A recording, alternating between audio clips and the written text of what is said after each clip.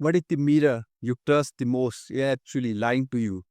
What if it's not even a mirror anymore, but a weapon, a screen, a scroll, a filter, an algorithm? Each one reflects not your face, but a version of you that has been polished, edited, optimized, and most densely predicted. Today's mirror isn't showing you who you are, it's showing you who the system wants you to be. And here's the sister part for you. Every time you look into the digital mirror, you get a little more addicted to the attention, to the illusion, to the performance. In this video, we are going to break it all down. Not just how the digital mirror works, but how it rewires the wiring inside your mind. This is about psychology. This is about control. And this is about getting your identity back before you forget who you were. Stay till the end because I will give you three psychological self repair techniques that are algorithm proof, platform proof, and deeply human. Let's begin. Moving with first one, the original mirror and what we lost before Instagram, before TikTok, before the selfie camera. There was just you and a piece of polished glass, simple, honest, unfiltered. The mirror didn't rate you, it didn't comment, it didn't compare you with models, influencers, or AI generated avatars. It simply reflected. But the moment our mirrors became connected to Wi Fi, everything changed. Psychologists call the mirror stage a development turning point in toddlers. It's when you first realize you have an identity, and when that identity is accepted, it grounds you. It gives you stability. But now our mirrors are filled with metrics. Instead of saying I am, we now say I am liked, I am viewed, I am shared. And when that feedback disappears, so does your sense of self. That's digital ego collapse. And most people don't even know it's happening. Let me ask you, when was the last time you felt beautiful without checking your story views? When was the last time you smiled at your reflection without a ring light? That's a fracture, and we all have it. Moving with next one, the selfie loop from expression to addiction.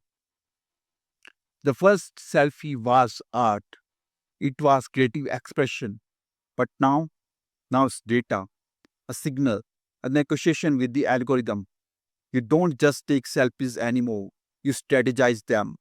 Anger, light, filters, poses, facial tweaks, post or not.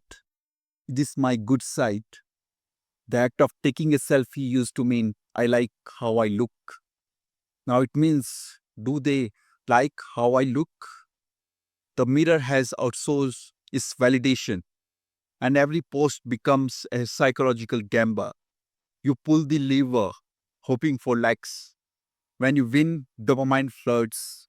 When you lose, cortisol rises. You delete the post, you re edit the photo, you reshoot, repeat, repeat, repeat. That's not self love. That's digital gambling with your identity. And the house always wins. Moving with next one, the algorithmic identity loop. Let me show you something chilling. When you change your behavior to get more likes, that's behavior conditioning.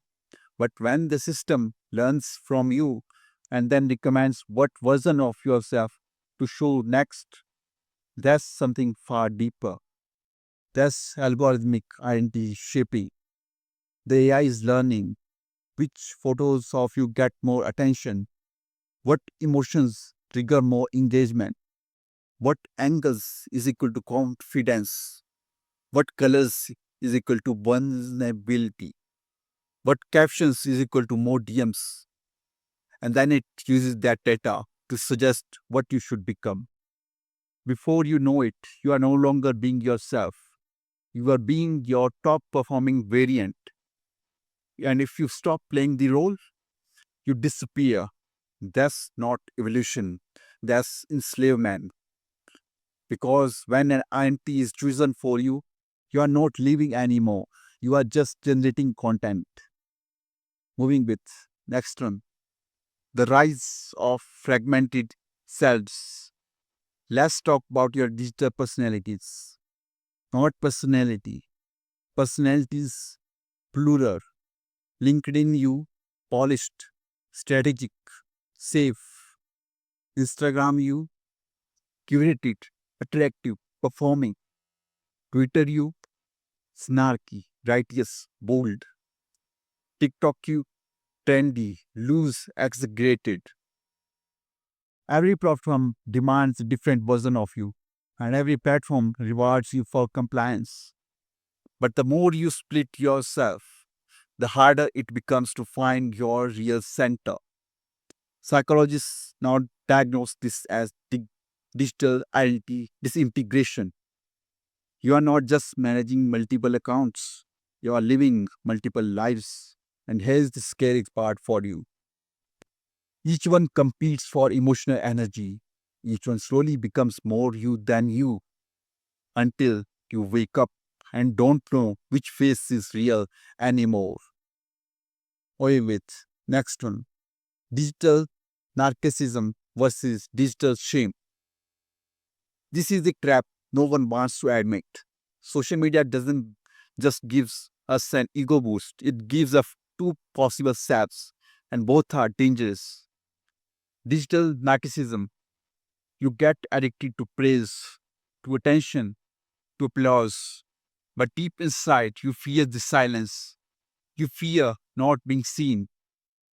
Digital shame, you compare, you shrink, you edit yourself out of photos, you ghost, you think they are beautiful, I am not.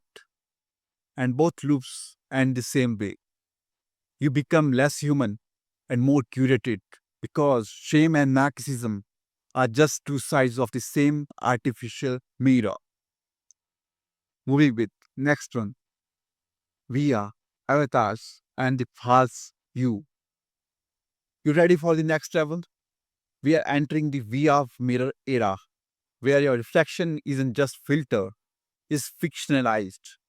Your virtual self can have a different gender, speak another language, possesses flawless skin, be wealthier, be edited in real time. And when your virtual self performs better than your real one, that's when the identity crisis hits full force. You stop valuing your unfiltered voice. You reject your flaws. You envy your own avatar. And that right there is the collapse of self, of authenticity, of confidence. You become a passenger in your own identity, watching your digital twin live the life you think you want. Moving with next one, three psychological tools to break the digital mirror. You have seen the illusion. Now let me give you tools to break the spell. Spell, you can say. Tool one, mirror meditation. Every morning, look at yourself in a real mirror. No camera, no filter, just presence. Look into your own eyes for 2 minutes in silence. Say, I'm not a post, I am a presence. Tool 2, digital honesty audit. Pick one platform. Review your last 10 posts. Ask, who was I trying to impress? Did this reflect how I actually felt that day? What would I post if no one could see it but me? Delete what doesn't align with your truth. Tool 3, weekly avatar fast. Once a week, log off for 24 hours. No mirrors, no social media, no selfies. Do something offline that reminds you you are more than pixels. Walk, journal, speak, laugh, touch grass. The goal, reconnect to the version of you that existed before performance. Moving with next one. Your soul was never meant for matrix. Let's end this where it started. You are not an algorithm. You are not a trending filter. You are not a view count, a hurt icon, or a digital brand. You are a soul, a conscious, breathing, evolving soul. And no amount of digital reflection can replace that.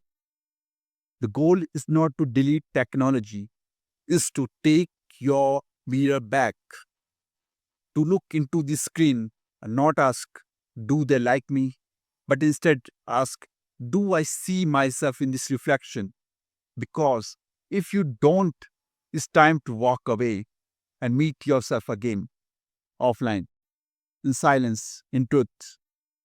Comment below, I reclaim my reflection. Subscribe if you want to continue this journey of conscious selfhood in a digital world. Share this video with one person whose mirror may be lying to them. This isn't just content. This is identity defense. Stay human, stay real, stay you.